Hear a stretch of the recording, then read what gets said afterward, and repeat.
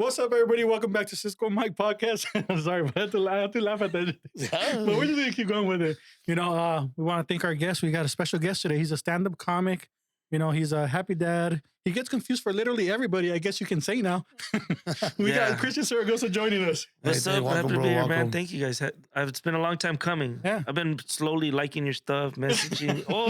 Putting the happy face. You've been putting in the work? Yeah. Nah, I think you hit me up a while back too, but we never, Now that I'm out here, I'm in Fontana. I'm just ready to do anything. Wasn't when I lived in LA. Well, it's been a long time. I know that we talked about. We went to your show actually, and that's when we started, and we were talking about it. You were still doing American Wannabe podcast at that time. That was like a year and a half, 2 years. I think the last episode was like 2 years ago now. Damn. Time flies. Yeah. But I know, we've been those guys. No, I'm kidding. Yeah, we've been busy, bro. We've seen you've been busy, And honestly, it's a good change of pace. I'm glad you were able to come out here today. We've had a lot of serious issues, and I mean, those are important. But it's always good to get a good laugh too. So we want to thank you for coming and being here and joining us, and hopefully we can fucking get some laughs going. Don't make me cry though, I seen some of your guys' clips making people cry and shit. We just got to push the right buttons. Dude, I'm already emotional right now, so don't. That's what we were doing. We were softening you early, up before. It's Sunday. I saw Joe crying. I was like, Joe's so serious. Why is Joe crying? Hey, for real? Huh? I wanted to give him a hug. I texted him after. He said, bro, that was like a year ago. I was like, oh. Okay. Joe, remember when he was talking about his parents and his dad being proud of him? I think it had something to do with alcohol too. Yeah. We were all a little buzzing that day. But you know what? What's funny? That fool twice. We've had him on twice. Once by himself. Well, 3 times. We've been on 3 times. Once by himself. Even that one time, remember, he was like... He's a very, he's a cool guy, man. He wears his heart on his sleeve. Dope dude, I've known him for a while. He's a cool dude. Has he ever done any work for you?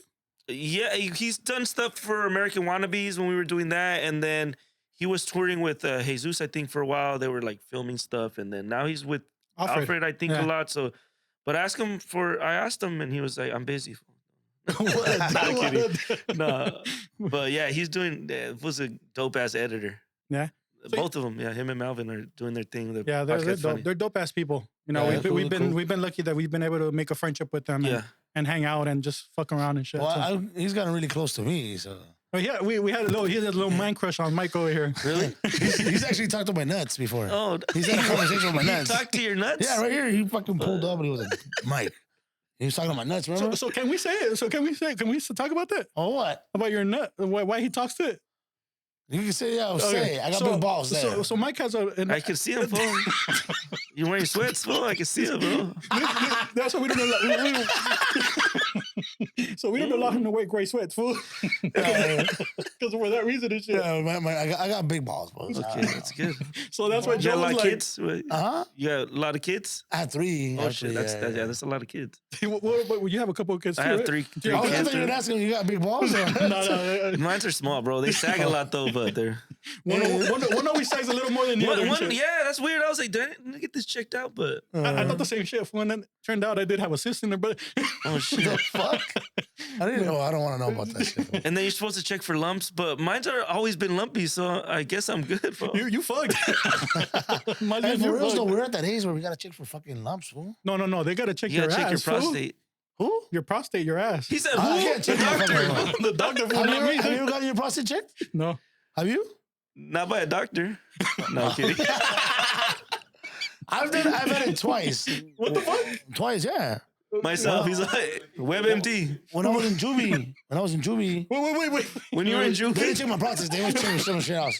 Wait. They were checking for drugs. They were checking for drugs. Yeah. So you didn't get your prostate checked, dude. You got. I think I just got fingered by a doctor. I don't know. And then recently, maybe like the last 5 years, 4 years, they would have a little scare. The real question is, you had a little scare? Yeah, and then what was embarrassing was that the doctor was like a young, like maybe mid-30s doctor, one of the brand new doctors. She was fine. Oh, bro. a girl?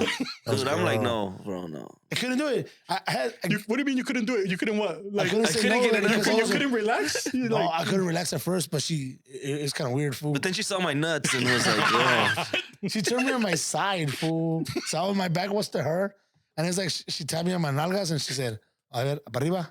Like open up. In Spanish? Yeah, because yeah. No, was this in Mexico? Oh, okay. I was like, what? That was the VA, fool. That was the VA. I don't know if they were doing this wasn't the hospital. This was Hong Kong. Turn me over. A ver. His name was Dr. Ling Ling. Dr. Ling Ling. What was it called? I'm curious. Well, she fucking... Does it hurt? They put lube on their fucking glove. It feels good? Nah, it's not. When you get... have you ever taken a shit where you kind of still like... Where it feels like amazing? And your nalgas are just like... Yeah. You didn't wipe correctly or what? Yeah, something like that. That's how it feels. Like after or during? After, fool, when you're walking, fool, fine. They don't give you like a baby wipe or anything? And like... Nah, fool, she's just like, get the fuck out. Oh, she wiped me, but it wasn't enough, I guess. I don't know. Hey, fool, we're man. We gotta get checked for fucking prostate. Yeah, dude. Yeah, for sure. No, yeah. We gotta take care of our When do you health. have to make that appointment? What age? I don't know. I just turned 40. I think you just gotta talk to your doctor. I think he'll tell you, like, hey. You went in early, huh? You're like, let me see if I'm enjoying it. You wanted to be like, hey, I want to know if the rumors are true when you get to 40 years old and shit. No, that's you know what they say in the Mexican culture and He's shit. preparing his asshole. Hey, but there was a funny story. I don't know if you guys saw on the you know how we dropped like this new thing where it's called Weird News and we drop on No Manchas of the Week? Yeah. Like a news article. I was going to put one full, but it was a little too graphic. So there was one in downtown LA. I guess it was a married dude. He was like in his 50s. They found him. Like the ambulance found him at a bus stop in downtown, kind of like the homeless area. Mm-hmm. But he was like toxic. Like he was poisoned and shit. So the toxicology, when they asked him, he was taking like some shit that's like a... Remember back in the day when we used to do like NOS, the desk cleaner stuff and all that shit? I never did NOS. I did that shit. I never did it, but yeah, I know what you mean. So there's some new shit that I guess like gay people take. They put it in their thing, like they spray it and it relaxes their body. So it relaxes their anal, you know? So what he does, because he's married and he wanted to keep it a secret. Right? Yeah, the sniffing? Yeah. It's just a little... I've smelled it before. You feel like a buzz in your ear. Like, are you trying to tell us something? So apparently, like, this is big in the gay community. So they take this to relax their bodies and it relaxes their anal and all that shit, right? So this fool was married and what happened was that this fool drank it instead of inhaling it. So he poisoned himself. And it turns out that he was buying prostitutes, like homeless male prostitutes, to fuck him. And he would take that shit to relax, but this time he drank it. And they found him and they fucking took him to the hospital. I don't know if he'd survive or not, but was he going to like the fucking homeless camps and shit? Yeah. What the fuck? Which is a trip in itself. Remember when we had that fucking not No Manchas, but we had that thing where, what are you searching in the middle of the night? Google. What the fuck are you Googling in the middle of the night, fool? What the fuck are you doing? It's algorithm, dude. It's the algorithm. That's where it comes up? Nah, no, this was like weird shit but it's true. You know what I'm saying? This is what I was looking for. Weird news articles. I know how fucking this comes off wrong as fuck. I'm doing research. Leave me alone. This is research for the pod. Yeah, you know what? We're just gonna edit that shit out. Don't be editing that shit out, fool. I'm gonna catch you on. I'm gonna call you out. If Yeah, dude. It not that it works, but I can see the lure of it. I guess I smelled it, and it's just like you feel like a little. Like a butt, like your body just feels like bzzz, and then my ears felt weird. It was because when I used to do like NOS or the balloons and all that shit, I would feel that shit too. You feel like the yeah. Like why would you do that shit, fool? Yeah, fool, you're young, stupid. You've done stupider shit too. Like no, I'm not that shit. You want to go to Hong Kong to get a fucking prostate check? Fool, that was pretty dumb. I didn't go to Hong Kong, by the way. I know. It was downtown LA. Fool, I went to a party once back in the day. It was fucking weird. Once? Well. I went to a party once. This one party I went to. I think I had just bought my car. I was 16. I bought a Camaro off the side of the street. IROC? Yeah. Damn, perro. I paid $650. The Camaro was like in 10 different colors. And it was automatic. And I remember I didn't have a license, fool. I didn't have a license. And I was on probation. So I couldn't have a license. Yeah. I was 16 and I bought a car and I told two of my homies, let's go to a party in LA. And we showed up. And first thing, when you walk in, there's a fool fucking selling the balloons, right? For $5. Yeah. Everybody in the party had, like 90% of the people in the party had. And then the DJ was like, hey, everybody, raise the balloon, blah, blah, blah. Half the party fucking fell to the ground. I'm like, what the fuck's the point of that? So this happened, remember one of our homies, I'm not gonna say his name actually, but one of our homies used to do that a lot. So what happened was that they switched out the NOS and they started using Freon, fool. Fuck that. So they started using Freon. Is it laughing gas? Is that what they're doing? No, It's different. no. It's not. No. NOS is not laughing gas. No. It's two different. Okay. It's like it's the cleaner, you know, the shit, Yeah. the air cleaner and shit. Because a lot of whatever. people are addicted to laughing gas, right? That's what they said. But that just changes like your voice and shit. Kanye and, like, was makes you, like, addicted to sleepy, that. Yeah. Dennis got him addicted to To the laughing gas. and shit. Yeah. Fucking Kanye right now, fool.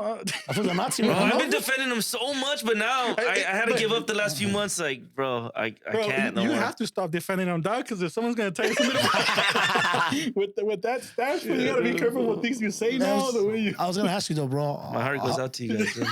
How long you been locked up?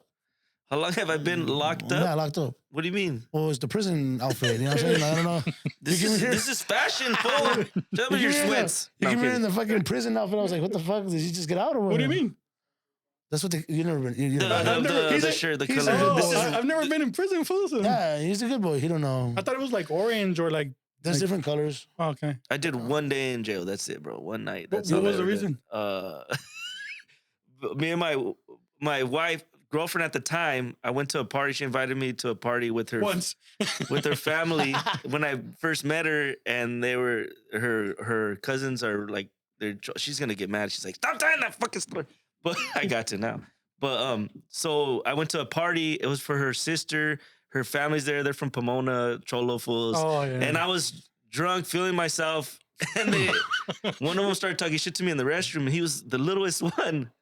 I was like, why are you? Because before even the mustache, like I just have that face. People like to fuck with me. So we got in a fight. And then we went out and her whole family jumped me. They jumped me Shit. and then they took off. They called the cops like, someone's getting jumped. And then the cops showed up. They handcuffed me. I was like this on the sidewalk. It was raining. All fucked up. Yeah, and they handcuffed me. And then my wife got arrested too because she was like, why the fuck? We're the ones that called you guys. Why would you do that? And then they were like, shut up. And she was like, not shutting up. So they arrested her. And then her sister too, Iva, didn't learn. And then they arrested all three of us. And I had to do, yeah. Is that the moment you realize, like, yeah, this is the one, yeah. This is the when one. I saw her was fighting for down. me, I was like, yeah, this No, is but you know dope. what? That's the day you got initiated into the family too. Yeah, before you I got jumped in. in. Yeah, exactly. You got Damn. jumped into the But after family. that, they were like, this fool's cool. This fool's Stuff cool. was down. Stuff was down. Was down. That's crazy. So you got locked up for. So I'm in a this. gang, but I didn't even know I'm in a gang. What's the Pomona? Hey Isaac, what's the Pomona gangs? Hey, do you approve? Isaac as our gang specialist unit. But anyways, so, you know we're fucking I around did a and night, laughing. and then I remember the cop when we got there because it was Rancho, like the the what's nice it one. called? What's Rancho jail called? I don't know. I look at him like he's West Valley. where's that? Yeah. He knows, dog. So I know. yeah, by the recently. Ontario Mills. So we get there, and then I remember they put the girls and the guys together when you're getting booked, and it's a long ass line 'cause it's like Saturday. Yeah. So they get a game. It was a long line. I remember I was faded, but I remember it was a long ass line of just people with DUIs, drunk, getting ready to get booked. And I remember the cop was like, "This guy likes to fight." He told because I was all fucked up, right? Whoa. And my wife, we were dancing. She was like, Oh, so- "No, it didn't." I saw the girl cop fucking wrapped around her hair, yanked her to the ground. So, And I so, was your- like, so your shut wife the was. You guys were literally. We went in different cars, but we ended up at the same jail, and I could see it. And then he was like, That's "This guy likes to fight. crazy. Watch out!" Because the whole time I was like, "Why would you guys arrest?" I'm arguing with the cop, and then we got arrested with one of her cousins that jumped me, or like he was like a friend, and we were in the car. I was like, "Why would you jump before I?" And so we're still arguing. And they're like, "This fool, watch out for this guy," because I was drunk, and then I yanked her down. You know, LA. I mean, I need my mugshot. I don't have it. I can't find it. Huh? Local cops are worse than LAPD or sheriffs. Think so? Fuck Oh, yeah. right, yeah. Yeah? Because they don't get no action, fool. So the moment they get a little bit of action, these motherfuckers are treating you like shit. Yeah. Well, you're passionate That's true. about that. Fool. That's Like, true. Tell me your experience. Nah. I just have something against rude cops, man. All the Come cops on. that I've came in contact with are assholes, bro. Huh? Like, yeah, they're. I've only had two bad experiences with police officers and shit. And I don't have a problem with cops, but why you gotta be so mean, dude? There's a lot of mean cops. fool. Someone's interrupting their nap, dog, their donut time for I would get pissed too, dog. Because, okay, so before like I got into my job now, I was a criminal justice major. Mhm. So I was doing Okay, yeah, you wanna do- ride-alongs with cops. I didn't want to be a cop per se, but I wanted to get into a federal agency. So I was doing ride-alongs with cops and all this and that. And I can tell you, dog, sometimes you're just chilling. They just find a spot. 3-4 police officers just chilling. Eating donuts. A couple fools start knocking out. One stays awake. Then they get interrupted by some stupid-ass call, like a drunk guy getting jumped or a guy... I don't know what the fuck. Well, why did you go to Juvi looking up his asshole. What the fuck? Wait, where did that come from? Because the prostate thing was a callback. Well, it was a callback to earlier. He was just like, He's like, what did I do? See, so you got some dumbass calls, or you're just chilling. You're like, fool, we gotta go to this shit. This shit's gonna be fucking stupid. We're gonna get there. We can't even do anything. So they're itching, fool. They're mad because it's like, that's what I'm saying. They're fucking assholes because they don't get action. So the moment they get to fucking put handcuffs on somebody, they treat them like shit. Yeah. I got handcuffed once too. Handcuffed. So tell me that story. What was her name? No. So what was his name? It was I was going to one of our homies' house on Central, right? Yeah. And the cop pulled me over. He said I was speeding. I probably was a little bit, but regardless of the fact, I don't know what the fuck it was, but he takes me out of the car, and this is before we knew like what. Is this the story with the Waching and shit? No, that's a different one. Watching gang? Yeah, the dogs were throwing Waching gang. I was throwing signs and Waching once, shit. dog. We got pulled over by the cops, and obviously, fool, like, I'm not watching. Fool, it's just a joke and shit. You know what I'm saying? But some people can't take jokes. Police officers can't take jokes. Like you said, they're too serious. But anyways, that fool just pulled me over, dick, and I don't know. Obviously, I've never been bald. You guys have both been bald. You know, like I've never. Well, once, but not bald. So. I don't look like a fucking cholo. I don't talk like a cholo. And this fool pulls me over and he starts like talking shit to me. I'm like, whoa. Like, first of all, I don't know my rights right there, right? But I'm like, I know that you can't fucking do this. And that fool takes me down, fool, puts me against the hood, handcuffs me, sits me down, runs my shit. And then next thing you know, he just lets me go. Who's the Smokey? Don't tell him nothing. Just trying to scare you straight. I felt like fucking Boys in the Hood. Fool. You don't want to... You feel legit? I hate the color of your skin. You Don't be a menace version, remember? I was like, I got my hood colors now. I have a homie that recently got arrested. He went to jail for like 10 hours, came out a G now. He walks around like he's a G and shit. Tatted face and shit. Yeah, no, he talks like he was like, hey, fool, you don't know what it's like in there, dog. He said he knows how to do spread, pruno, and I don't know what the fuck I was on. He spread his... It's 8-hour shift. He was at West Valley too, so he was like... yeah, fool, I came out of the hardest shit, dog. He fucking even has a teardrop. I'm sureño. Yeah, he claims 13. What the fuck? I'm like, fool, you tripping, fool. What is it? So you obviously didn't get to experience the culture there, but you were there for a little bit, right? Like you had stories of Juvi and all that. Like, yeah, Juvi is different though. Being that shit, like, but I've heard that people do have to adapt fucking quick, fool. Well, check this out. So I my experience with Juvi, I'm not gonna talk much about it, but I got in trouble when I was 13 years old. I got 12, 13. I got caught doing graffiti. And that's when my fucking legal matters started as a young kid. A tagger. What was your tagging name? My tagging name was Scooby.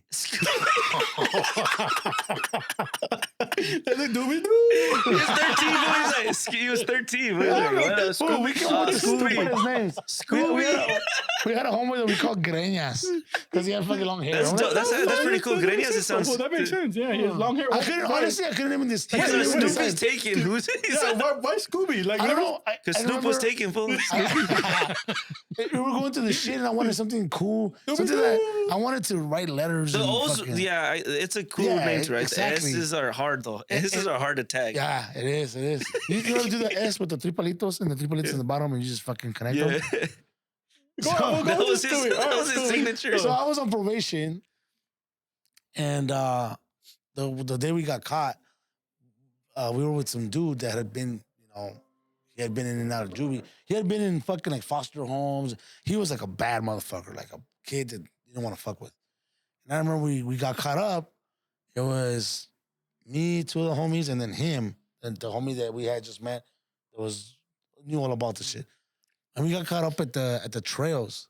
And I remember we're sitting down and I'm scared, I'm panicking. I'm like, the fuck's gonna happen? Like, fuck. My parents gonna kill me. Fucking, I'm too young to go to jail. What the fuck's gonna happen? He was like, hey, dawg, let me tell you how it's gonna be. I'm like, they have deeper voices too, huh? Yeah. He's like, hey, dawg, let me tell you the how it's bad gonna motherfuckers be. always have a deep ass voice. You're gonna be the bottom. He's like, right hey, away, dawg, fool. don't trip. I'll turn you on your side, fool.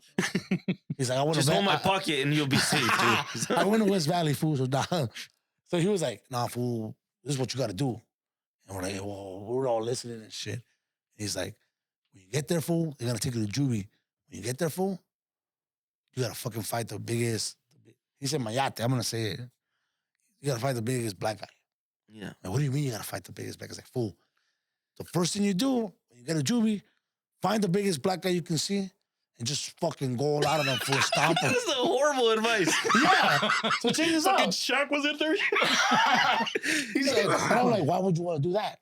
You asked the questions? Yeah, I was asking the homie. You're always He's the curious of one and shit. course. That's cool. Well, what the fuck? I'm gonna fight the biggest black guy in the fucking Juvi, dog. Yeah. I'm gonna get my ass whooped. So you want to know? You Boy, want to be it's informed? Scooby. Scooby Dooby Doo. And he's like, fool, because then if you fight the biggest black guy, all the homies are gonna respect you. I'm like, what the fuck? I'm still gonna get my ass beat. He's like, yeah, but you fought the biggest black guy, and everybody's gonna respect you, fool. So I'm like, all right, cool. fuck, a la verga, right? So we get to Juvi. Boom. All the homies are like, where you from, esse? Where you from, esse? I'm like, nowhere. Because I don't claim nothing, you know what I'm saying? I'm just fucking a tiger that got caught up. You call me like, Scooby, fool. Fuck that. You might have tagged in the wrong neighborhood. You're Scooby? That was my wife's car. So I get there when all the homies are hitting me up. You know what I'm saying? I'm getting hit up by all the homies. I'm like, what the fuck? There's nothing like this fool explaining. Yeah. And I see the biggest black dude is literally sweeping the fucking hallway. He's all nice. He's sweeping because in Juvi, fool, Yeah, jobs and shit. Everybody likes him. it's true, they do. In Juvi, if you're doing a cleaning job, He's sucker that means you're punched. you're trustworthy.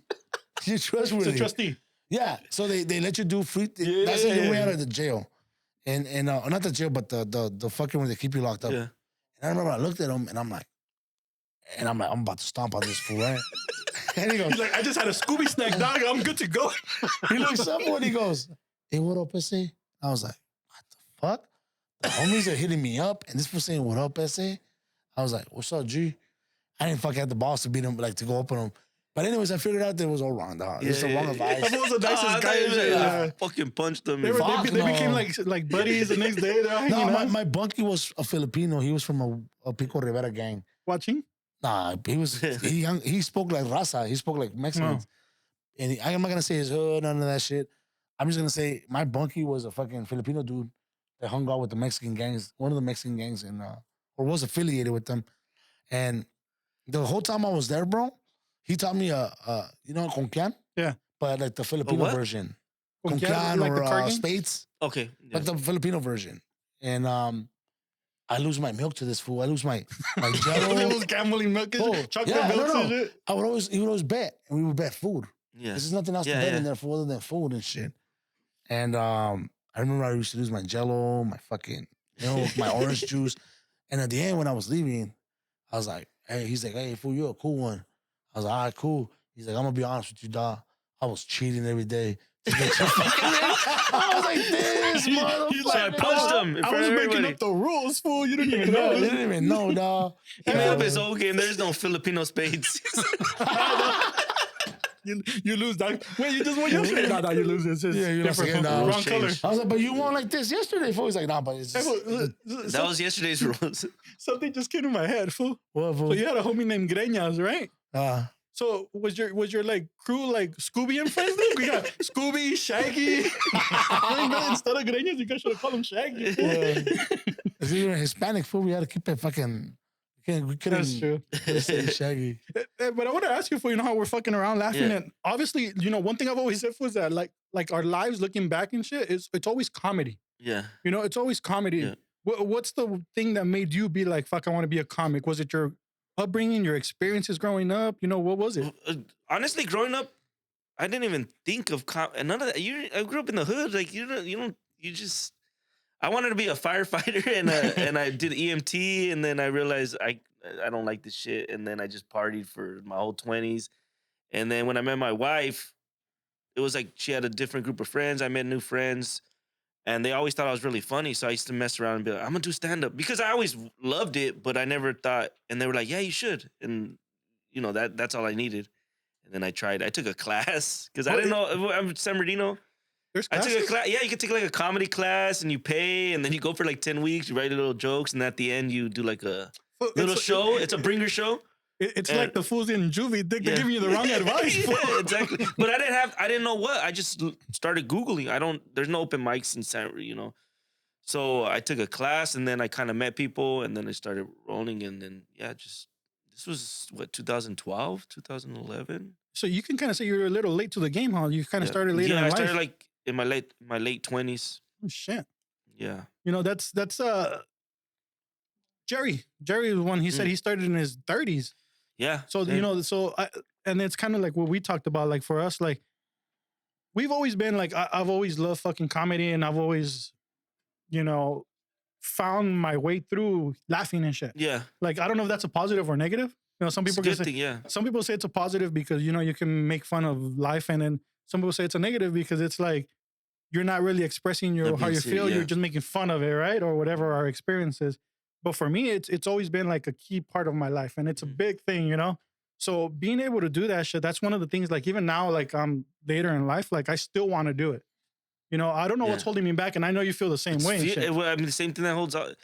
I'll tell you, this is the hardest thing that I've ever done, and it still scares me, and it just.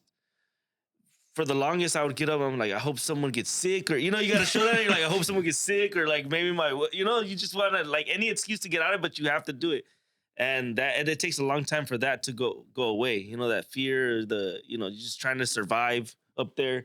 They look like they're having fun, but it's all scripted. It's you still feel that now? No, okay. I'd say the last year or two, that went away, but 10 years to get rid of that, and still, I feel like I got so much room to grow, but it's really rewarding. But it's the toughest, like performing in front of people, and then you can get a laugh, like all the laughs, and then the next day you don't get one laugh, and you're like, go home, like should I stop? Am I not funny? It's fucking eats you up. Yeah, everything. Well, I know we'll get to that later, but there's a dark side to comedy and shit, right? Like the addiction of laughter and all that. But I think for me, the fear it's kind of that, because it's something that, like, me, I don't know about how you feel, maybe you want to chime in on this, but for me, like, I like to, I'm very analytical, and I'm very like, like that's how my brain works. Like I get anxiety over thinking about shit. So I feel like I would be overthinking everything all the time, and fuck, I don't know how, like, I would even, like, thinking about it now, like, I'm getting fucking anxiety thinking about when you being on stage and shit. Like, and then when you first start doing comedy, you're trying to write funny, you're trying to be, like, clever, and then once you get past that, you're like, oh, just get to you try to do all this shit just to get to one little line, and then eventually you're like, fuck all that, let's just go to the line. You just go straight to the punch, and then, Yeah. But you have to go through all of that. Like, you have to fail, you have to be terrible, and then once you're comfortable in that, you start growing and you start building, and then one good thing happens, 10 bad things happen, but you just keep building. But if you do it one time, you'll know. Just in that one time, you'll know, oh, this is something that I want to do, this is something that I tell everybody, if you want to do it, try it at least once so you can know if this is something. Yeah, and you're gonna probably do terrible. They might some guys get lucky, and the first time they do great, and then the second time they bomb. So it's better if you just do terrible and maybe one laugh, 2 laughs, and you just build on that one laugh, and then you go from there. But what about you, Mike? What's held you back? I think with me, it's more like originality. Like I think about like freaking. When I'm thinking of jokes, right? When I'm like, I have stuff that I've written down, and then I'll go on YouTube because I watch a lot of like roast battles. Yeah, watch a lot of fucking comedy online, right? And I'm like, fuck, it's similar to what I said. I didn't think about it, I didn't see his shit. It's like, fuck. It's tough to watch comedy as a comedian. I watch my favorites, but other than that, I try not to watch any specials anymore because that goes into your head. But for me, I don't do politics. I don't do like, oh, did you watch that movie? Any of that? Because it's like when you're coming up, you're on a lineup with 10 guys, or you're all doing, and then by the time the what happened today in the news, by the time it gets to you, everybody's heard it, done it 3 times, and so I've always just stuck to like my personal story. Yeah. And if it's something that happened to you and it's personal, it doesn't matter if every joke's been done, everything's been talked about, everything, but as long as it's something that came from your life and it's your story. it doesn't matter if someone else has a story about you getting arrested. Going, how many people have been to Juvi? But your story only happened to you, and that is what you're gonna like build on. Yeah. So don't worry about it's been just stick to what you know, and you'll be fine.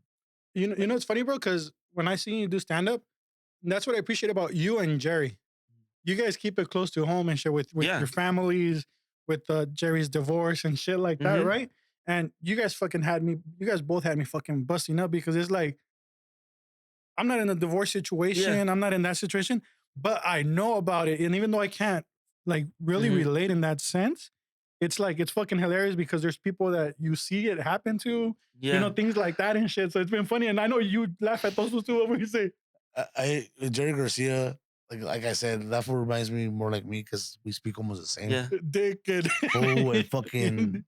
I can understand everything you're saying though. So no, but one thing that I use now, like with Jerry Garcia, obviously most of his shit. I think one of his most famous videos, it says it's not my weekend. Yeah. When you go to YouTube, not my weekend.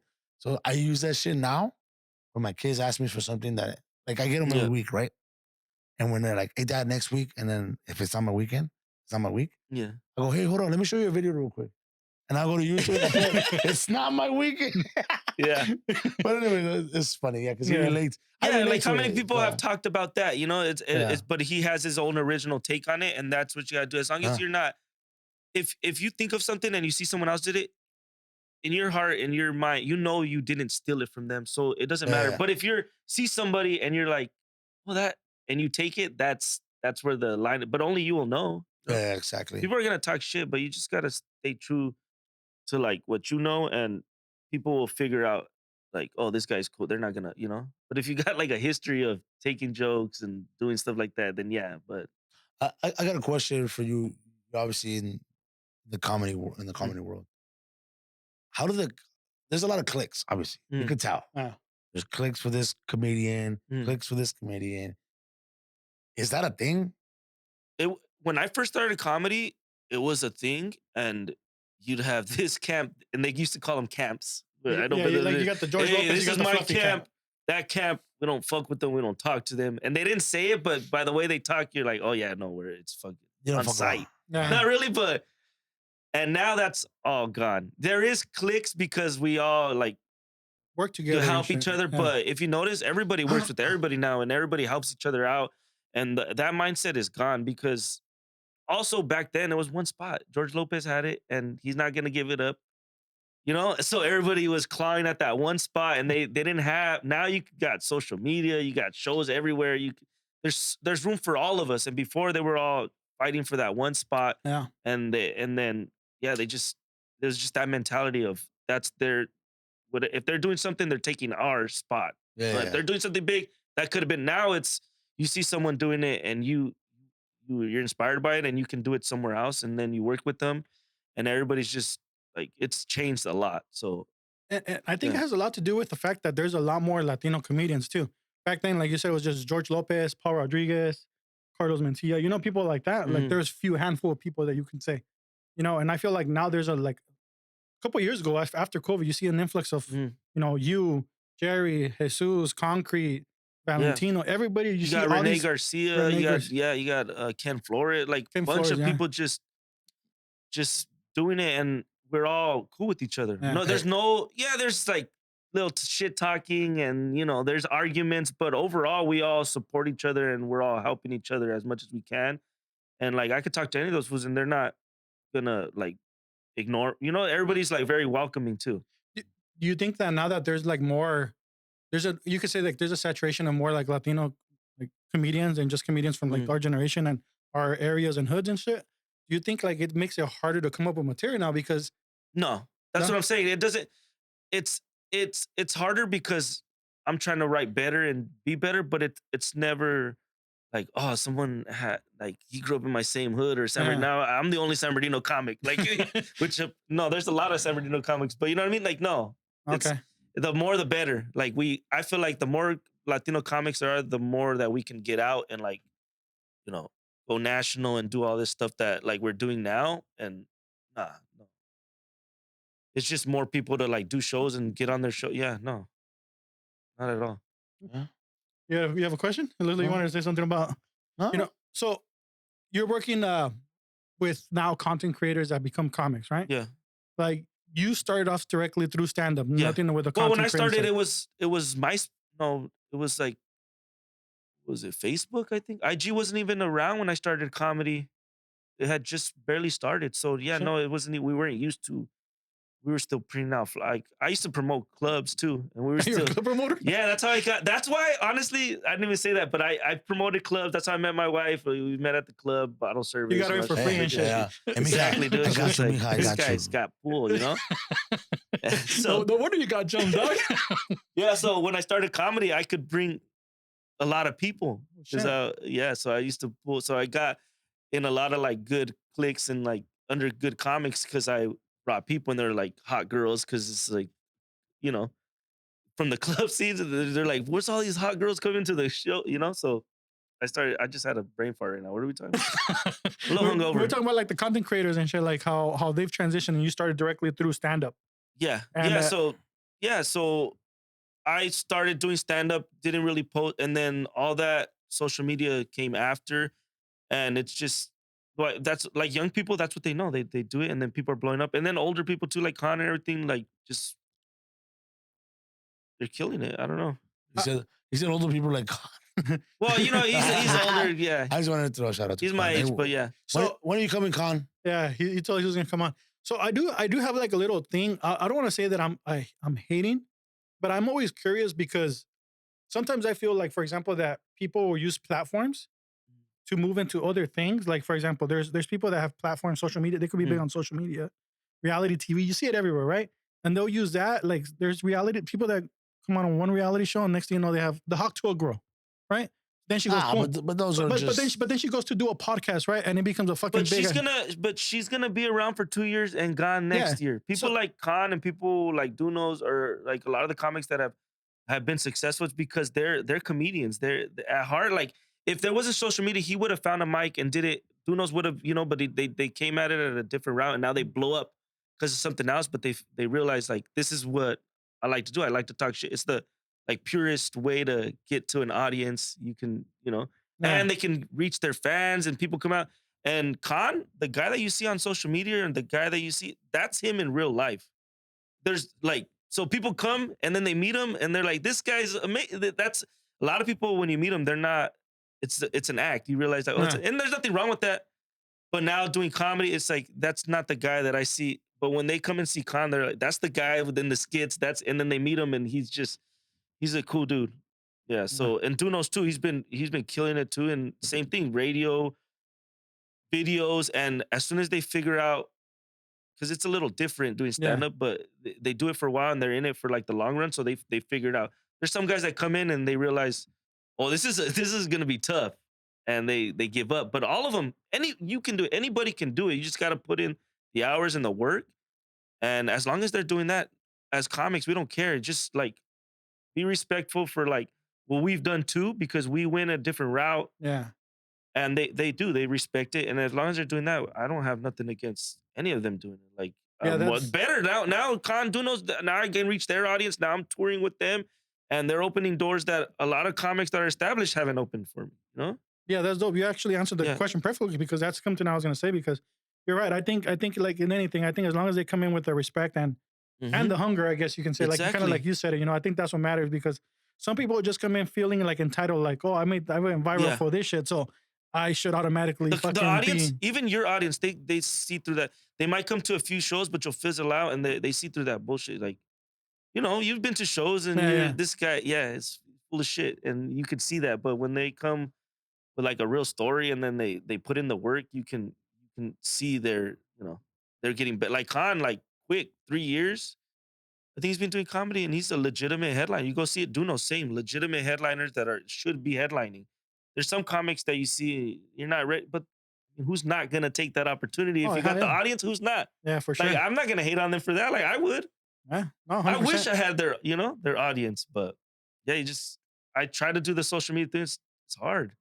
That's so hard being consistent. It's so I'm stuck at like 6,000 for like the last year. Posting videos will do well, and then nobody follows though. It's social media is Follow me. changing. Yeah. Social media is changing. That's what I was gonna say. People don't follow like they used to. And then you're also fighting. I mean, you're on social media for 10 minutes at a time. And now we all follow so many people. 5 years ago, you weren't following as many people. It's true.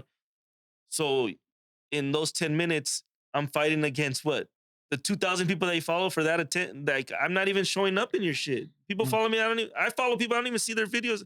Then you'll see it. And they're like, when did you post? When did you post that?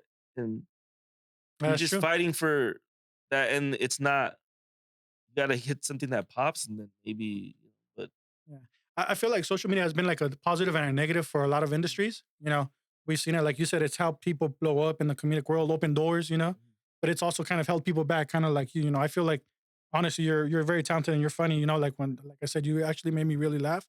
And I feel like now, and I'm not talking shit about comics, but in general, but now I feel like my comedy, for me to laugh at a comedy show has been harder. Yeah. Because I think I've heard so many jokes that now. And now everybody's posting. I'm guilty of it too. I post all because that's how people are blowing up. Yeah. I was like, if I could just get one video, that's how I look at it. If I could just get one video to blow up and give me a shot, I'm posting, like, try to post, be consistent. I feel like if I do it for like 6 months, maybe one video will pop. But if I could just get one video to go viral, then you get your shot, No, for and sure. that's how I'm looking at it now. It's not about going to LA and getting signed, and it's about just getting their attention on social media now. No, for sure. And we see that. Like now you see Martin Amini posting like crowd work stuff. Alfred posting all the crowd work when they bring up like the fucking people to make out, Renee Vaca, he came up through social media with Leg Day, Yeah. Ken Flores, he became through because of social media. Everybody that you see recently blow up, it's all social media. Yeah. And some guys can get that shot and they flourish. Renee Garcia, like all these comics that are blowing. Jesus Sepulveda recently, just of it. I'm so happy for him, dude. I'm so happy. Like, I've known him. I've seen him struggle. I've seen him, like, he's the like purest comic I know, probably. Like, as far as like the craft and the rules and he studied the game and he like played the rules right. And for a while he was, what the fuck's going? And then this last year, you see, he went from like 50,000 to like 200, yeah, he has like 250K. And he's posting, and it's crazy to see. And he's got a shot, and he's taking advantage of it. But that's something we talked about though with him. Remember, Mike? We said that, like, because it was originally when the Toxicos were starting, when we had him on. It was him, Jerry Concrete, and Valentino. And it was like you had content creators that were early getting into the game of stand-up, and then you had the stand-up comics who didn't really do much of that. And we talked to them and we're like, hey, are you guys learning from each other? Are you guys like kind of sharing that? And like you said, this past year, Jesus, he started blowing up because of his skits. Yeah. Now he's got the stand-up, 15, 20 years of stand-up like behind experience. So when you go see him, you're going to see like an amazing show, and people are going to be like, what? Like, this guy just blew up, but he's doing that, Yeah, he's not doing sketches. He's Jesus Sepulveda is a great comic, great comedy, and great dude. And yeah, I'm happy to see him like doing great. I'm just waiting for a call to do a show though. He put you aside after the fucking cancellation. I talked to him this morning. He's doing great. You know the one thing though, I don't know, like, and we've talked about doing skits too. But then it kind of, I don't know, it's hard because we haven't done it, so I don't know the results or how are we. But then I feel like sometimes people will just expect that from you all the time. Like that's the reason they're gonna go to your show to see, like, for example, Concrete. They want to go see the That's Not Me Fool or the Rebels. You know what I mean? So it's like, I don't know if you've dealt with them, and I know Mike. I've told you that's been one of my things, that we don't want to be like this thing where they just, those are the fools that did that skit. And that's what they should be only. I don't know. It's hard for me. I want to go back a little bit back to, you were talking about family. You married, obviously. Yeah. You say you're married. 8 years. You have any kids? Yeah, I have 3 kids. I have a 2-year-old, a 6-year-old, and a 18-year-old. How is it traveling? How is it like having to travel? You travel all the time? What? You travel all the time for comedy, right? Yeah. How is that like maintaining a household? Bro, so when I started doing comedy, like Jerry and Jesus, they're great comics, and we all started kind of together. But I always they were all in since the beginning, all in. Fuck everything. This is like, they're gonna go to the top, and and it worked. Me, I always had my family, I had my job, I already had kids, So I had it like maybe once a week, once a month. And I always told myself, if I just chip away and I'm in it for the long, it's going to take me longer, but I'll get there eventually. So it's tough because my wife's like, when I leave, the last 4 days I had a show, every night. So she's cooking dinner and she basically she calls herself the breadwinner now. So yeah, but she makes. I was like, you make more bread. You don't make all the fucking bread. Relax. Like, if we did percentage, you make what 60% of the bread. That's not a breadwinner. That's you're in the lead. But You're like, it's not like I work at McDonald's and just bringing in my little $100. Yeah, your Happy Meals and But shit. she definitely, she's handling. She works from home. She watches the kids and works from home. The 2-year-old, and then she cooks dinner because she's like old school. I guess what I don't know, wife. I guess where she was raised right. She has like her mom's amazing. She cooks. She cleans. She fucking she handles the thing. And then it's like me going out to do open mics and leaving for and bringing back $100. Yeah. So it's tough. It's tough, but I feel like as long as I keep chipping away and keep getting up as much as I can, that it's gonna happen. And yeah, it's there's fights all the time because when that thing we're like, yeah, you're home, but you're not home. Yeah. Yeah. When you're home, I need you to be here present. And it's tough because I got my job, I got my kids, I'm trying to come up with a joke for the night. I got a host, or you don't want to just a lot of times as comics you do the same material, but you got people that have already came.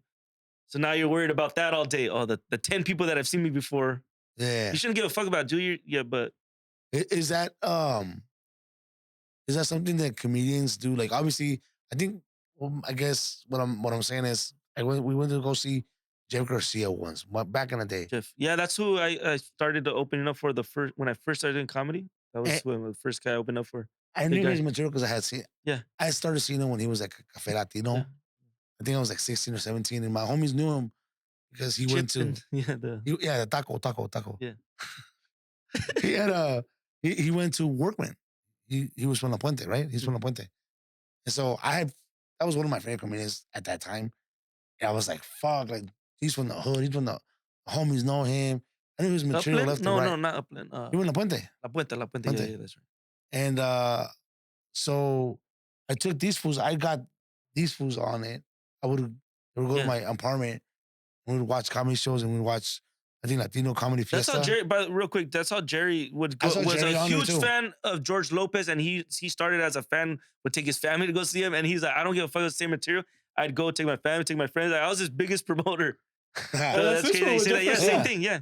And so one day, I used to we were at the Ontario Improv, and I took this fools. We fucking get there before the doors open, like fucking 2 I hours before the doors open. I wanted him to sit in the front. He fucks with, yeah. Because people, but the comedians he was doing crowd work and a master at it before all this crowd work stuff. He's a master at it. You watch him, you're like, I was drunk one day, bro, at the fucking Improv with these fools.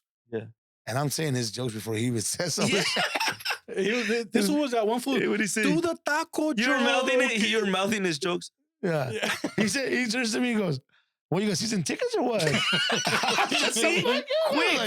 Quick, witty. Like, cool. But the more you practice that crowd work, the more you're gonna and it's always it doesn't matter what you say as long as it's quick, they laugh. And they don't even have time to think of it. They're just like, oh, and you pop. And then you watch the video, you're like, what the fuck? It made no sense. But as long as you say it with authority and you say it quick, but yeah, he's a master at like the quick little comebacks. I think at comedy clubs, I'm anxious. I'm like, make me laugh. I came here to laugh. And I'm like, and when you don't fucking make me laugh, I'm just like, fuck, man. I gotta pay my two item minimum. You gotta take these nachos. Yeah, I gotta eat my nachos real quick and shit. But no, I'm like anxious, dog. Like, if you're not, like you said, quirky or putiza or whatever, you're not gonna make me laugh. Go ahead. The crowd work thing, I mean, I'm sure you guys know the story. It's because comics didn't want to put their material out. That's why people started posting crowd work, because I got to post, but I don't want to give away my material. So, and then now new comedy fans think that comedy is crowd work. Yeah. So they come. And there's nothing wrong with that. You just do your little crowd work and then you do your material. But some comics get mad because I'm not going to do no crowd work. Yeah. And I was like that because I was scared. Because I was scared to do crowd work because I never did it. And now the last 2 years that I've been doing it, it's a muscle that you learn and you do. And now if someone's not laughing, like now I really feel in control. Like when I'm on the stage, I'm in control. You're not gonna fuck up my say whatever you want, but I'm all right. You want to talk shit? We'll talk now. And it's like helped me get to that next level in my craft where now I feel like I'm having fun on stage. I feel like I'm actually, it's my voice, not what I think a comic should sound like or being all wordy. But you have to go through all that to get to, and then the crowd work, it's just another part of it now that now all these comics that are amazing at crowd work get to shine.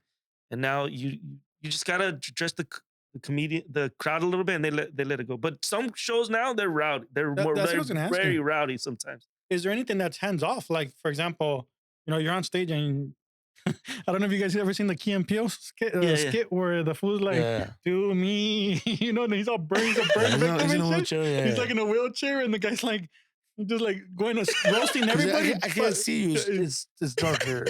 And then the guy's like, "Just do me," and he's like, "I don't think there's anything off limit because you can say a racist joke, you could say a vulgar joke, a rape joke, a kid pedophile joke. I don't do them, but you can say any as long as it's funny." You think even right now, you think that's like I think the pendulum's like swinging back to people want dirty, people want comedy. Like I think comedy movies are gonna come back. Like there hasn't been a good comedy since when? I think what's the last good comedy that you seen at the movies? Hangover. I was gonna say The Hangover. Even part 2 and 3 suck. But they're scared. They're scared to make them now because they don't want to get canceled. But I think that pendulum is like swinging back to where people want. Like when I go to comedy shows, like I go with an open mind. I'm not gonna get offended. Yeah. Right now I feel like it's difficult. And I joked about the mustache, earlier, but it is a thing where now people are going to comedy shows to talk shit, or they see someone because they make jokes about politics. Yeah. Right now a lot of comics are using the politics and the climate to make. And I mean, everybody finds material their own way, but there's people that go on with intentions already. You know what I'm saying? So it feels like, fuck, do you really want to get into that? Like, do you, like, as a comic, do you want to be like, damn, I'm going to use this material, but then I know, like, people are going to come just for that to talk shit. I think more than ever, people come to comedy to hear the vulgar and hear you talk shit because it's everything's so clean and everything that I feel like the audiences, when I'm going out, they want to hear me cuss. They want to hear me talk shit. And you could tell when you do a joke that they laugh harder. I don't do politics because I've just never been good at it. And I feel like you can like if you believe something, you can find something on social media that'll confirm that. True. Even with Trump and all that shit, like, how can they be so wrong? How can these people? Because I think they're completely wrong, but they're so like as a matter of fact about it and so like strong in their beliefs that I'm like, am I the one that's not? Is my algorithm wrong? Am I? So I just tried to stay out of it because I don't really know what the fuck to think in it. Like, I have such strong beliefs about what's going on, but there's something on the opposite side that they can see and that'll confirm that. And there's an argument for. I talked to a Trump supporter the other day, and he made me like. I was like, wait a minute. Like at the end of the conversation, I was like, wait a minute, am I wrong? But you know what? I think honestly that's one of the biggest things. I think is just having conversations, but people now can't. Yeah. But yeah, bro. Like honestly, you'd be surprised. Like you know, like you can say, "Am I wrong?" But I think when it comes to that, but we have to realize that there's stupid ass people out there, and like you said, they'll believe anything, and they'll search it and they'll find it, something to prove that's right. That's because the internet. A lot of it too is like a lot of Latinos too. They're racist, bro. Like we're racist. We've been that way, bro. Come on, we grew up that way. And this is a way to be racist, and this is a way to. And a lot of them, there's legitimate reasons why they fall. And a lot of people bet their interest. I mean, they vote their interest. But I mean, when we grew up and shit, we had a similar story where watching like fucking, I don't know if you ever remember TGIF. Yeah. Well, come on, dude. So you know how a lot of the shows were black shows, right? And it has the fucking. Not on TGIF. Yeah, Family Matters. On Disney? No, TGIF. Channel 7, ABC, fool. ABC, fool. Yeah, that's Disney. No, well now it is, but back then it's owned by You're Disney talking about WB. No, I'm talking about WB was a lot of black shows, but TGIF had Family Matters. That's it. Oh shit! Family Matters. Step by Step. Never mind. You're right. Never mind. It was WB. Yeah, WB and UPN. So and he gets shit, and Urkel gets shit now for being like a white black show. You hear that? I didn't know that. Because people don't ever put that show on like top 10 lists of black shows. Yeah, because he was Because they very look good. at it, yeah, because they look at it as Like that a wasn't Full House. that wasn't written by us. Yeah, But it was like a Full House show. Yeah. But like, my mom would to me like, why are you watching that? You know, like, and I know you had the same experience with Fresh Prince of I couldn't Bel-Air. watch Fresh Prince. His Con mom- tus negradas. Yeah. So you Ahí know, estás con tus negradas. We're like, We've well, they been make that better way, bro. music. Sorry. But my parents had a reason. Fool, my parents literally believe that black people were bad, not only because of what they were told, but because of the experience. We went to downtown LA one time, and they broke into my dad's fucking truck, and then second time, one of them fools sold my dad a fake VCR. It had rocks in the fucking box. And my dad bought a VCR. My dad was always about the fucking the deals, deals, dog. dog. He was like, es que está 80 varos. They know your dad was a mark. Yeah. Yeah. No, not a mark. I mean, like, that's how the fuck though. Your dad was like a easy target. What do you say? Well, no, he's talking. Yeah. If the deal was good, yeah. If the deal was good, you know, he was like, "Fuck it, I'm willing to take the risk." And this time it didn't pay out. Fucker had a fucking. We put a rock that weighed kind of like a VCR. You didn't hear the. Well, we're also like we're not too far removed, and you guys are around my age, but like my brother's 5 years older than me, and there would be race riots in school, in high school. Oh, By the time I got to, like my best friend in like from elementary high school was black, so it was more we were more mixed growing up, but like right before it was like race riots, so a lot of people still have that mentality, and they don't even realize it, and they have that bias, and they hear somebody saying some shit, and they're like, yeah, I agree with that, and it's crazy. But I think it goes back, like you said, for our experiences and shit. Like, let's be real. Like in our neighborhoods, it's black and Latin Mexican. You know. Well, it wasn't like that in Ballpark. Well, not Bone Park, Like, but we had like but two remember, black guys. but yeah, in but our most school. of my time was spent in Southgate, Compton area for me. You know what I mean? Yeah. So it was like I was interacting and I'm seeing like I'm supposed to stay on this side of the street with my cousins because we're the Mexicans, but the fools across the street were black and you can't go on that side. Hey, and can I take this time to do something I've been wanting to do for a long time? I want to apologize. Okay. I want to apologize. No, I do want to say I want to apologize because I talk about it all the time. It has to do with this. You remember Ian, right? Yeah, you're a friend, Ian. Yeah, elementary school. Elementary school. You know, I had just moved into Ballpark. Park. Came from Imani. What? He was my friend. You were the bully. I was an old bully, dog. It's just again, You're just a bitch, bro. fucking. I grew up, you know, like I said, parents, negritos are bad. Black people were bad. That's how they grew up because they didn't know any better. They came from a rancho from Mexico. When they got here, this is a culture shock. They're being It's like told. the jail, the whole prison thing. Yeah. So I Stick want to with your apologize. own, I want to make an apology because we had an instance where, my mom finally let me bring friends over to the house.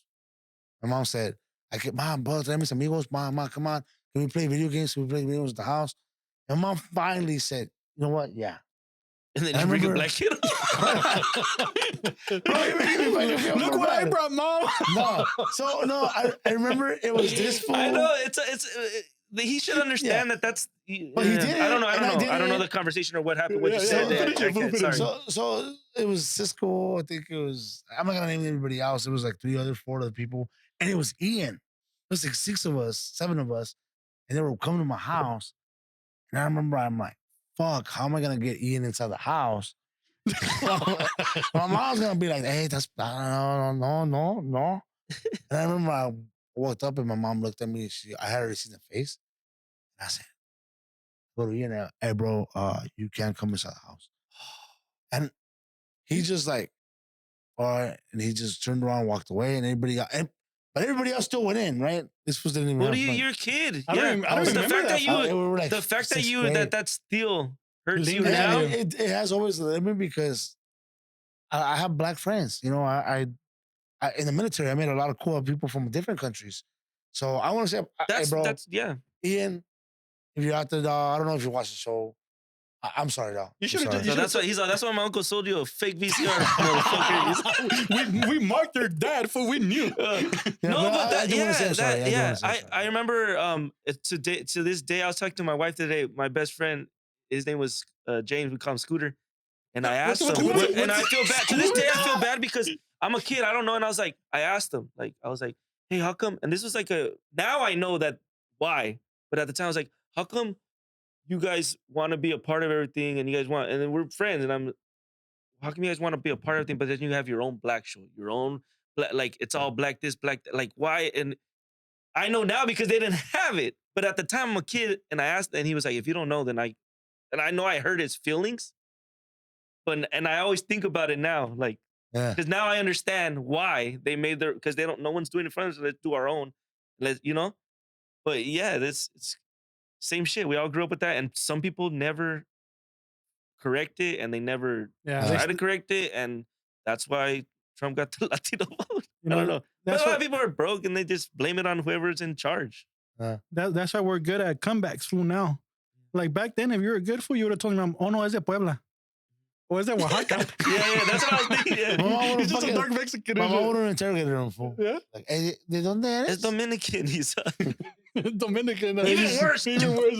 Get him out of here, fuera. As long as you don't say Salvadorian, because Mexicans and Salvadorians. I always thought they didn't like Argentina. Like my uncle didn't like Argentina, so I thought all Mexicans didn't like Argentina. We don't like anybody. But I think it just worked with, that's what I'm saying. Even in our own culture, it's just very tribal. Yeah, for sure. It's a survival mode, bro. Like if you think about it, like a lot of Mexico is like a lot of people think it's like a city, right? Or the people that they go to tourist places. But a lot of the outskirts of Mexico, like my family's from a little rancho. Like it's like a small ass town. They have a fucking car dealer now, so they think they're a big ass city and shit. Out of nowhere. Yeah. So, but it's like there's no industry, there's no nothing. So it's like it's survival mode. Even people, well, that's why they're proud. Oh no, pues when you tell them, oh, ¿dónde eres? No, pues yo soy they name the little ranchito and shit. Like if someone's supposed to know, like it's a pride thing. You know what I mean? So they pride themselves, and it's like survival mode and shit. So I don't know, but yeah, bro, I had that experience too with my mom too, but it wasn't that. I could always. You did it to Ian too? No, my mom didn't like. She didn't know how to act. Like she tried to be equal and nice, but it felt like Mexican, right? Both Mexican. Yeah. But it felt like she was like trying too hard to include him, or like it was like, wait, am I being discriminated against now and shit? Because I'm your son and shit, but you're treating this kid better. But it was like, I know she was trying to do her best, but she doesn't know how to maneuver either. Like it was her first interaction, like with someone in her house like that. So for her, it was like, do I treat him? I don't even remember bringing. I don't remember. It was all Mexicans on my street, so I don't. Yeah, no one came over. I never had that experience, but yeah, that's how they. My dad's a dentist, and my mom like works for a school district, and they came from Mexico.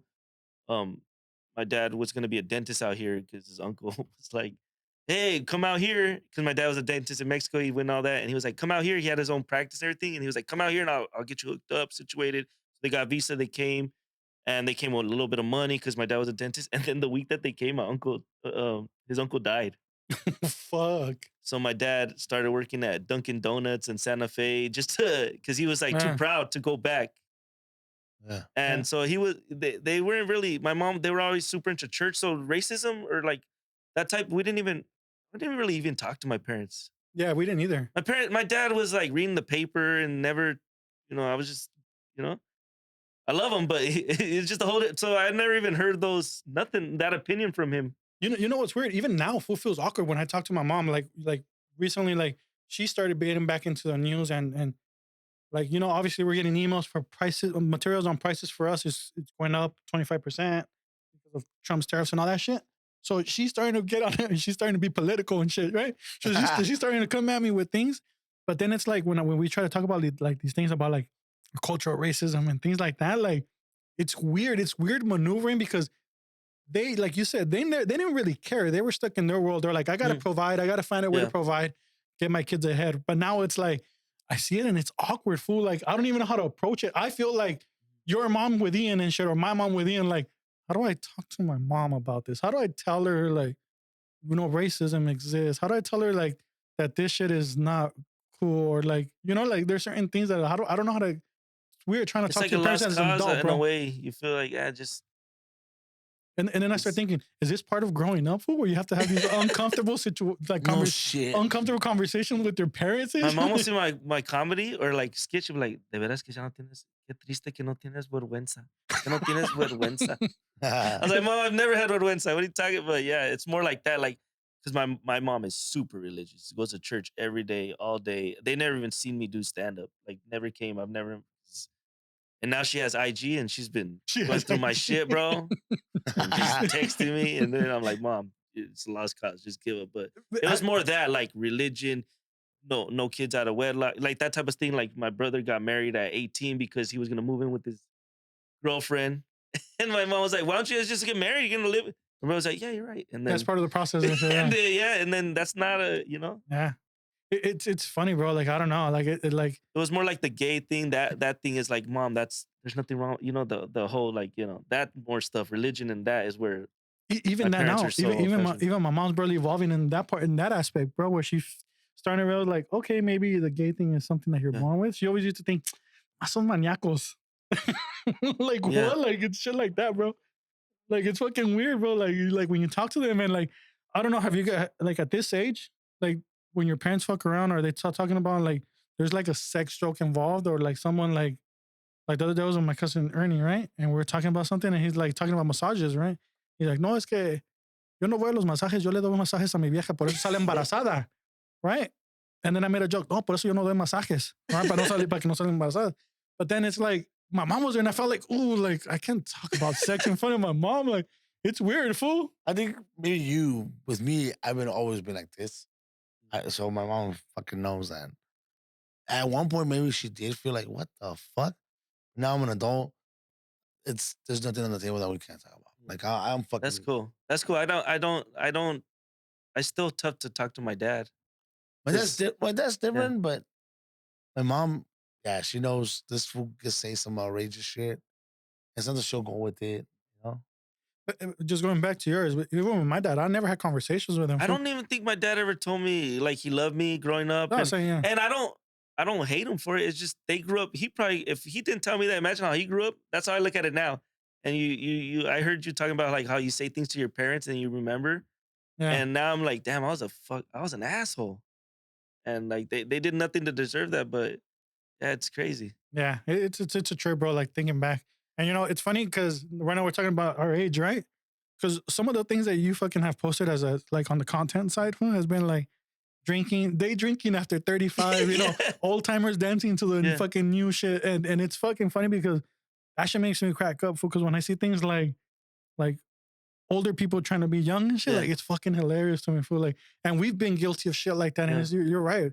Day drinking, dog. Like now, like when I tell this fool, like, when we're like, let's all go out and fucking drink and shit, like, fool, it has to be I get Friday. sleepy if it's just like dinner and you have a drink. I get sleepy. Yeah. I was like, oh, you're gonna get, but when you do comedy, you're fucking all alive. I'm like, yeah, it's just the end of the week. Relax. Yeah.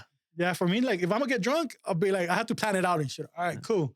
It's Wednesday, we're gonna go out, we're gonna get drunk. All right, cool. Fuck it. We're gonna go Friday because I need 2 days to fucking recover. I can't do this one next day shit anymore. Like, with day drinking, fool, I get made fun of because I drink mimosas now because I can't fucking get drunk during the day, dog. Yeah, you change your drinking habits because before you used to order the stupid ass. Also, you can't. Also, a hangover is not like when I was younger. A hangover, you could work do it now. Fuck that. Puts you on your ass. I get incapacitated. I'm like, fuck that. I don't want to do it. Yeah. Well, you haven't drank in a while either. You still have you still haven't done it? You already drank. You broke it. No. I haven't drank. I quit drinking. End of the year last year. Do you guys give up stuff for la Cuaresma? No, Lent? Do you guys do any of that? No. I was the fool that would be like, nah, this year for sure, I'm gonna give this up, and I'm gonna go through with it. What's the last thing you gave up? I don't even know. I think it was like easy, 10 years ago. Like, I'm not gonna curse as much anymore. Valió verga the next day and shit. I was already fucking cussing like crazy. Like it's always stupid shit like that. Like, see, I think Cuaresma promises are worse than New Year's Eve resolutions. Yeah, they're so. Yeah. It's like, dude. Even the eating on Friday, I'm like, oh shit, I already had a fucking hand sandwich. Yeah. On Friday, we went to go eat Korean barbecue and it's all meat. And I was like, oh shit. And one of the kids was like, we're not supposed to eat meat today. I was like, shut the. So one of the fools showed up at work with the ash and shit. And I was like, hey, wait, that's sushi. Wait, like, you know how we work with I didn't even know it was Ash Wednesday, fool. Like, I was like, hey, wait, ¿tienes aceite o algo? Like, I saw some girl posting that her boss made her go home on TikTok. You see that? It went viral. No. I guess she wore it and she went to work. She's like a waitress, and the boss was like, you can't have that. Like, you need to go, like, take it off. And she was, I'm not taking it off. So then he just sent her home instead, which is worse. And it went viral. But as I'm watching the video, I'm like, dude, But you're just looking for attention too. Like, was it that serious? But Yeah. I guess it is. But once you see someone posting something, like, was it really that serious, or now are you just looking for clout? Yeah, that's true. We've talked about that shit, like cloud chasing, like fuck, like it's Are an you actual just like, thing. is it even a real story? But you knew it was gonna be. I don't know. It probably was. I don't know. But now I just look at everything like this is fake. This can't be. You can tell when it's fake. Huh? You can tell when it's something staged or whatever. Well, not staged. We can, but a lot of people can't. A lot of people can't. Even like I'll see skits and I'm like that was, and people think that it's like really happened. Yeah, like we're more savvy to it because we make content and we're there. But a lot of people, it's like the people that give money. Which one the? Like, what do you mean? If people that give money and they record themselves giving like money. the Nigerian. Oh yeah, it's like I hate and that. Then they're like, oh, this poor homeless man. Here's $100. Here's $2,000. You're like, dude. You know what's a bigger flex? Not posting it and just doing it. And not telling nobody. That's the biggest flex ever. Exactly. That's always been the thing I always think about. Ever since I was am I doing this because I'm a good person, or am I doing this because I'm gonna look like a good person? Exactly. You seen that sketch that they did about that? No. It's a Mexican one. There's this guy, he's waiting at the store with his camera, and this guy's walking in. He sees him, he's opening the door. He's like, no, I got you. He's like, oh, okay, gracias. And it shows you the full interaction, right? He's like, hey, si quiere, yo le compro unas sabritas. Le dice, no, yo tengo dinero. He's like, no, yo se las compro. No, yo tengo dinero, gracias. He's like, yo se las compro, compa, yo se las compro. No, agarre usted lo que quiera. And that fool is like, ¿seguro? Se queda. Grabs the chips, the sodas, they get to the counter. He's like, pero yo tengo dinero aquí, yo lo pago, no. No, compa, no se preocupe, yo lo pago, pum. And then it cuts to the edited version. He goes, oh, yeah. I seen those. Everybody's doing those now. And everybody's like, I helped someone out today. This guy came into the store. They put the sad music and shit. Oh, and then before he does that, he pinches him in the eye. He goes, ¿por qué me haces así? And he's recording it, right? And then, but in the edited version, funny, yeah. He's crying. It's just like, hasta lloró porque no me la comí. Yeah, those are good. I've seen a lot of versions of it. People are doing it to promote their restaurants now too. I saw one where I think he poured water on them, and then he locked the door, and then it was obviously scripted, and then they run at the door, and he's like, people are so running to my restaurant to get. There's a line outside, and they're just like trying to get in. He's like, look, they're trying to get into the. Yeah, those are good ones. Yeah, those are funny. That shit's crazy, fool. I think yeah, you're right. It's been like, I don't know. Have you ever felt like that? Like you doing stand-up, you're just like, because I'm gonna be honest, we've thought about it and shit. But we need to. You always say wait, fool. Because we have the conversation, I guess. So where it's like, should we talk about this or should we do something? Like, because it's a trending thing, you know? Like, it's gonna make our viewership go up. I'm always against it, you know that. Yeah. So have you felt that way? Where you were like, fuck, should I do content regarding clout? Like, yeah. I think you gotta play. If you're gonna be in it, you gotta play the game.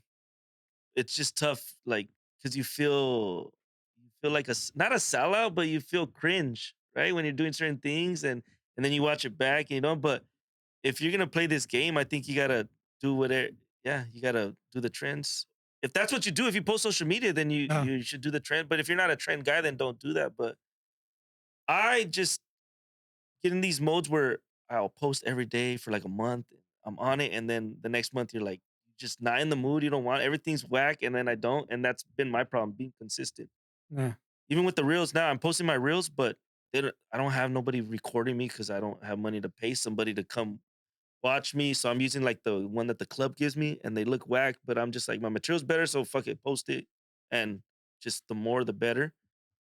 But every day I'm like, this is not a good, but you gotta.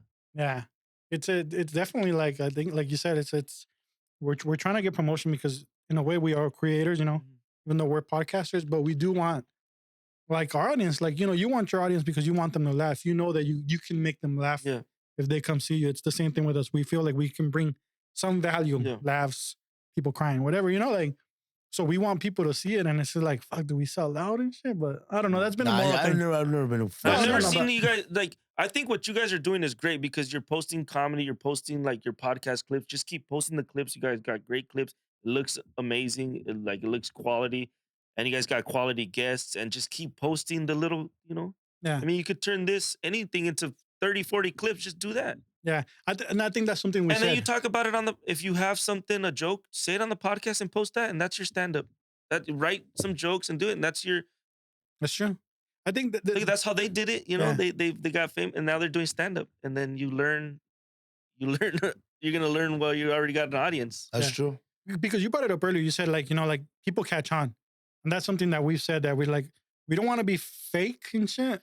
Like, how many people do you follow that you're like, they're funny, but this was cringe. Like, they're just, but they have to post every day now. So every day, even if they got a shitty idea, they gotta post it. And there's some that you're like, oh, that was hacky or whatever, and you see it, but they all have to do that because they're and that shit has like 10,000 comments and shit. Like, and they people fall for it, and people, and I'm like, who's laughing at it? And then my brother sends it to me, and I'm like, you thought this was funny? I hate it when like family members or something send me send me reels of comedy of like stand up.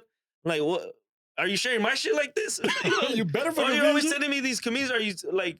Is that what you know? So you think it makes me mad, but that's just me being a hater, I guess. You know? Nah, it's not being a hater. It's just like se pasan. Damn, like you're promoting really hard for that comic that you don't even know. Like, share my. You don't even follow him and shit. You just saw the reel. Somebody sent it to you and you fucking send it. Like, we have all been guilty of sending that shit. Like, this fool got me hooked on the fools. ¿Cómo se llama esos güeyes? I don't know, but they go, the fools that...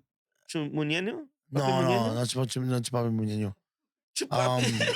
It's the one where the guy goes, where like the one he showed me was they were like at a jewelry store and shit, and he's like, no, tiene una cadena más gruesa, and everybody goes, those of you watch the first time you watch it, this is stupid, and then you get into it and you're like, it's like a song, and then now they keep doing it, you're like, oh, these are fun, you know? Yeah. So now I'm in the habit of fucking sending it to this fool and shit. Like, so it's funny.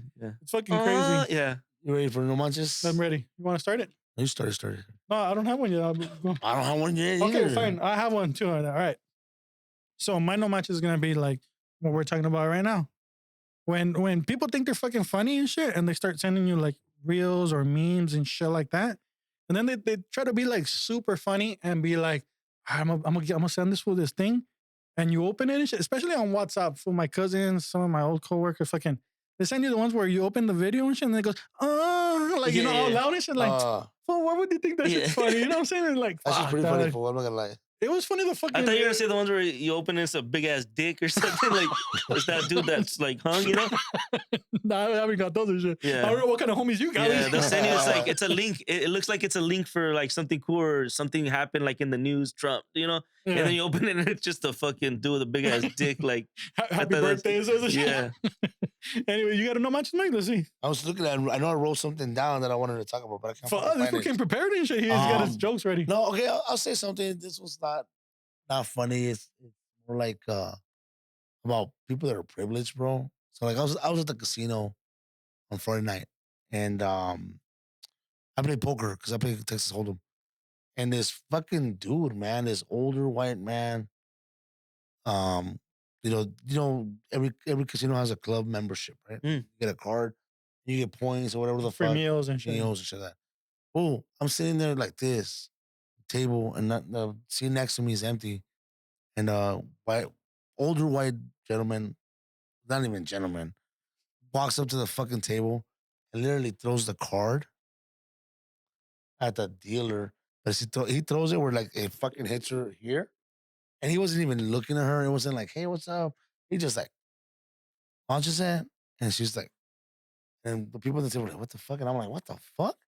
I'm like, hey, bro, what the fuck? Like, do you have no fucking manners or what the fuck? He's just like, and he's an older white man. I think she was Hispanic or maybe Native American. She was of color. And yeah, he didn't acknowledge me. And I was getting fucking mad, dog. Because I've always been proud.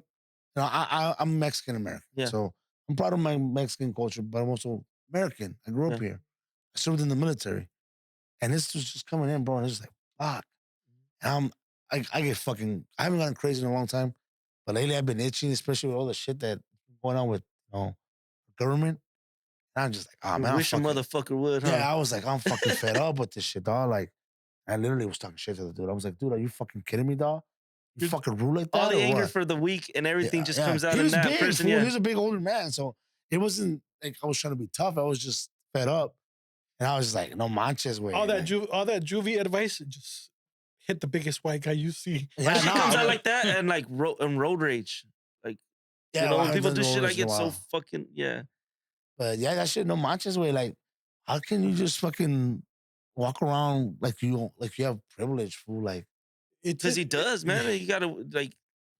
I literally wanted to punch him, but he got it. Like she let him get away with it, and you said something, but no one out. You know, they just.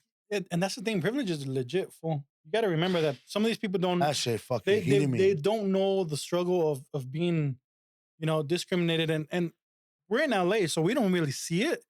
But for me, and I've talked about it, you know, my first time before, it was Trump's first time in office, right? I went to Wisconsin. That was the first time that I felt discrimination and shit. Like I always felt like, oh, the fucking cops here are dicks, and it's because I'm Mexican, and that fool's, well, you know, whatever, right? But that was the first time that you literally walk into a place and people stare at you and look, and it just gets weird, right? You and lost, boy? Yeah, like they tell you shit like that, and it's like, damn, this shit is real, you know? And people here now, like, you know, especially white people have felt that now. Yeah. Like they feel privileged because like it's their people that are in office and shit like that. So it does suck because, I mean, you can be privileged and be ignorant and just ignore it and be a good human being in general and still have that privilege, but they're choosing not to. And fortunately, those are just fucking dicks. Yeah, but that shit pissed me off. So that was my no manches. Like, come on, people. No mames. Yeah. You got a no manches? No, I can't think of anything right now. Like no manches, like someone I saw. No mames. It could be like a pet peeve. It could be something that happened. Something that annoys you, like fucking road rage, shit like that. Like people who honk when you're fucking in LA, when you're at the fucking red light. And I know this has been talked about, but in Glendale, I lived in Glendale, and that's the worst drivers and the most aggressive. And if you're not stepping on the gas right when it turns green, they're honking. Oh fuck! I'm the guy that I'll put it in park, and I'll look back like, what? Is there something going? I just. Bro, my neighbor pulled a bat on me. That's the no manches. Your neighbor?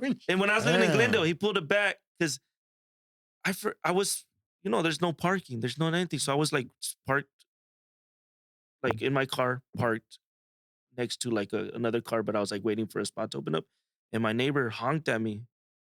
And I was like, he's like, the fuck, dude, go find it. I don't know. And then I followed him. I don't know why I did. Was he Armenian?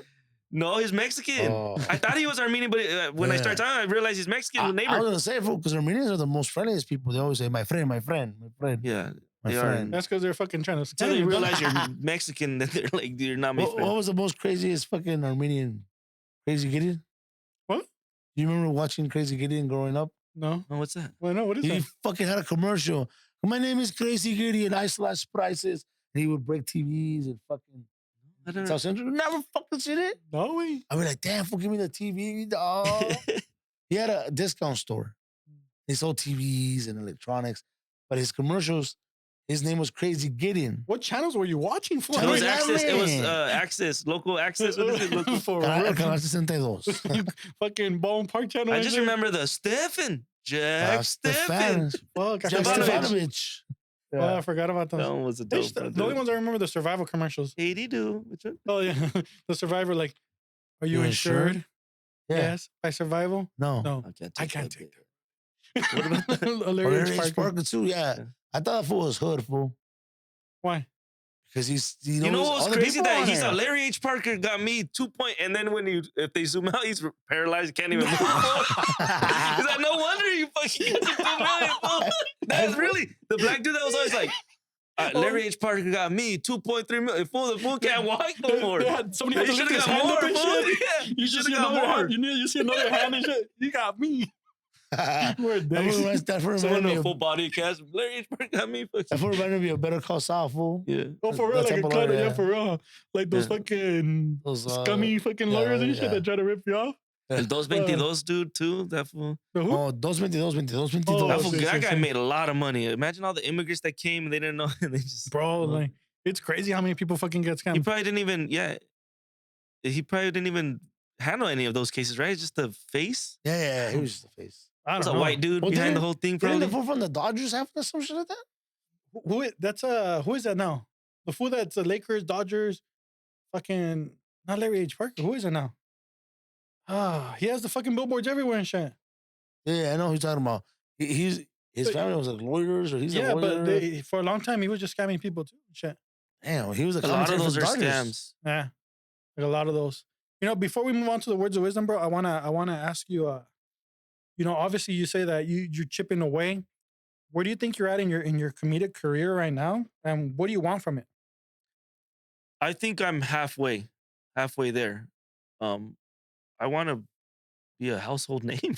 You know, I want to be. I mean, I always told myself, as long as I can make a living doing this, then I made it. And I'm making money, but I still got a side job. My wife's still working, so I got some room to do it. But I think making a living doing anything that has to do with stand up or comedy, I made it. That's my goal, to just get there. And after that, sky's the limit. You know what I mean? Theaters, whatever I could do. But if I could just be traveling and comic, like touring, not movies.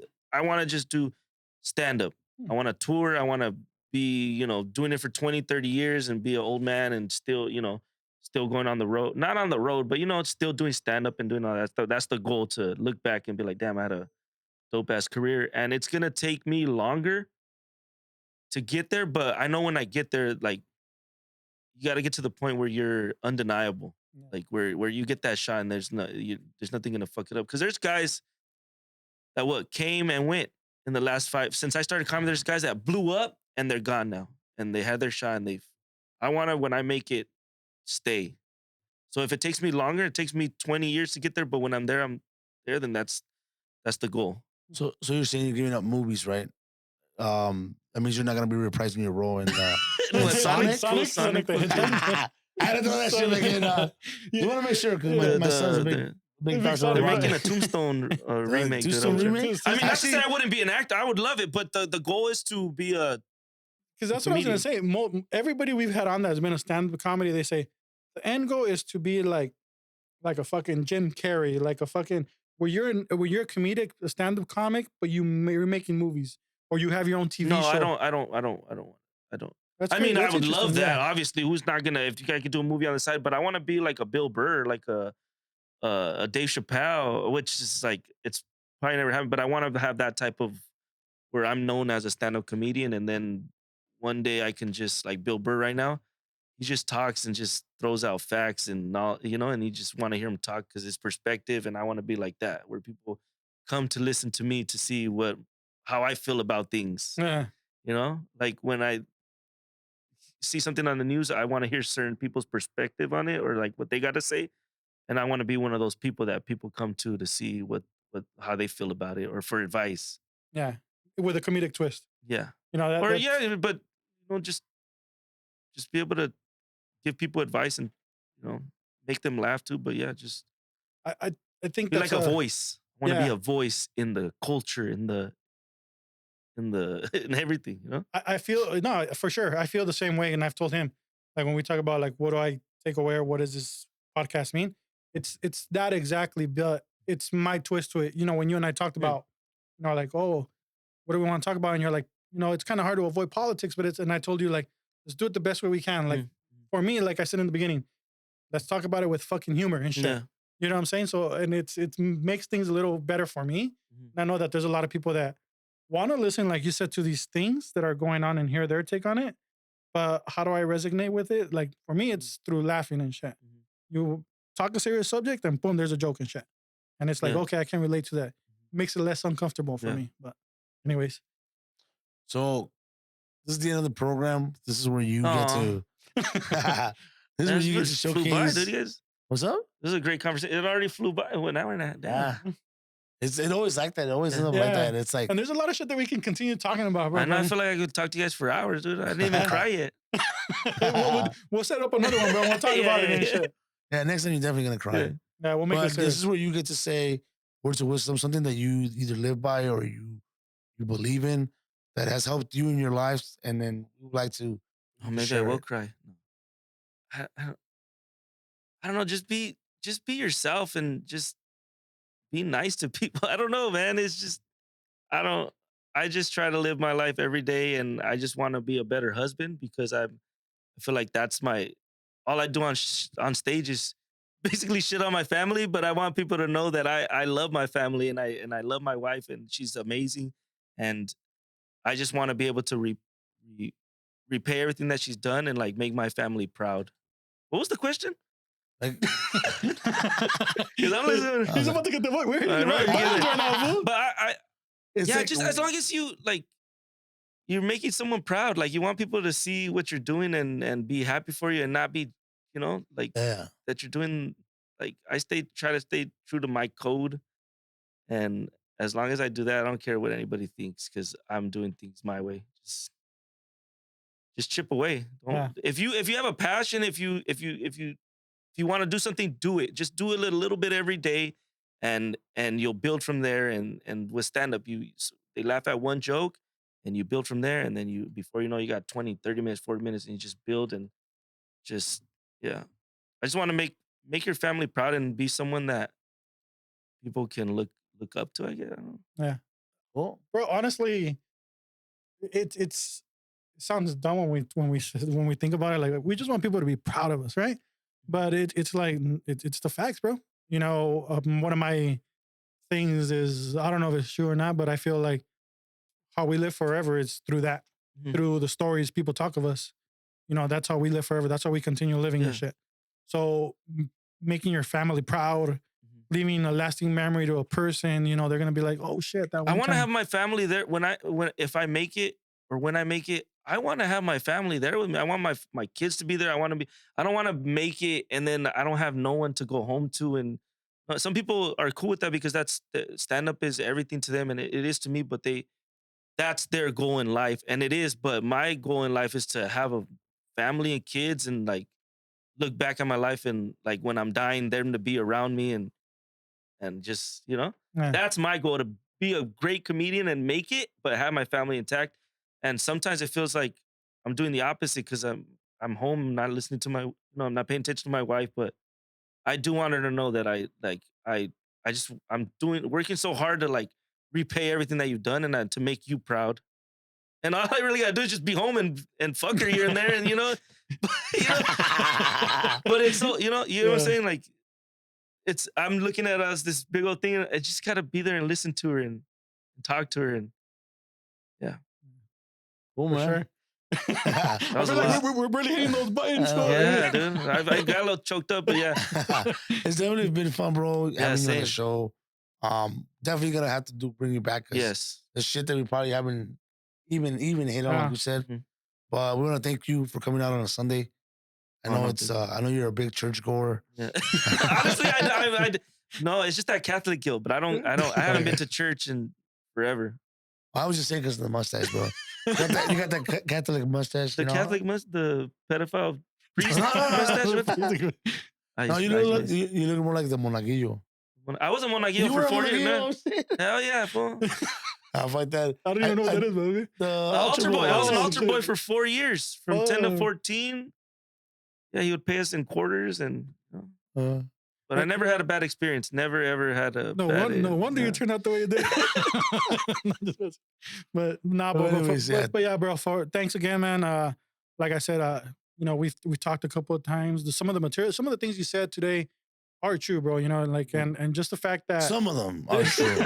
Yeah, the rest is bullshit. Once, but appreciate it, bro. And just keep doing your thing. And we're fans. We're supporters. I'm mad I took so long to get over here, man. But you guys are doing your thing, man. Appreciate I see the it, clips, and you guys, keep doing it, man. Just keep posting, and gonna hit. They've already hit a lot of them. Yeah. When is your next show? I don't even know my dates right now, but I know that me and shout out to my boy Edgar Rivera. I've been doing a lot of stand up with him, and he's like my best friend in comedy and in life right now. He calls me every day like my dad, and he's checking out. But we do a show called Natural Bald Killers, and we do it like once a month.